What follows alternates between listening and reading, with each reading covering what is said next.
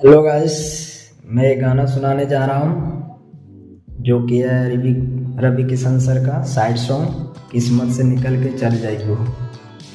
तो फिर इस गाने को एंजॉय करते हैं, फिर गाते हैं, स्टार्ट करते हैं हम लोग। किस्मत से निकल के चल जाइबू, किस्मत से निकल के चल जाइबू, दिलवा से निकलना पैबू हो, दिलवा से निकलना पैबू हो।